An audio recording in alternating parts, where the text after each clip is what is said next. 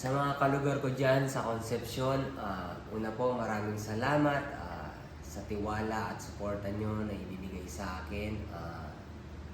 Pinapaalam ko lang po na hindi na po ako tatakbo or tutuloy bilang konsehal ng Concepcion dahil gusto ko po munang ihanda ang sarili ko para hindi mapahiya sa inyo at mapaglingkuran kayo ng tama.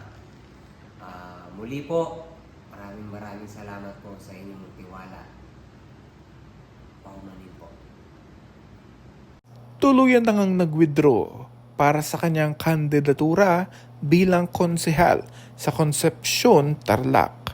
Kaya naman napanood natin ang kanyang TikTok video at iyon ang buong kadahilanan kung bakit hindi na itutuloy ni Ayon Perez ang pagtakbo sa darating na halalan. Matatandaang noong October 1, nag-filed ang It's Showtime host na si Ayon ng Certificate of Candidacy para sa konsehal sa Concepcion, Tarlac.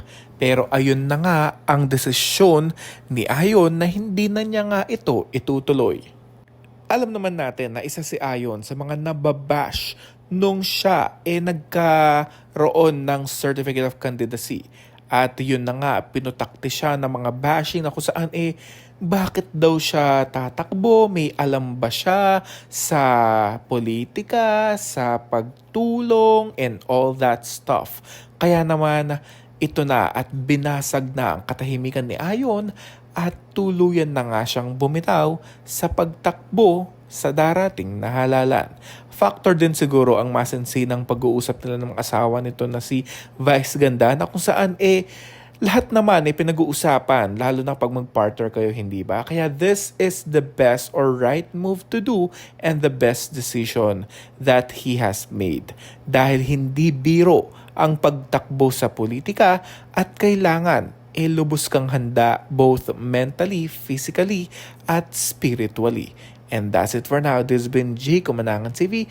Thank you for watching. For more showbiz updates, don't forget to like and subscribe.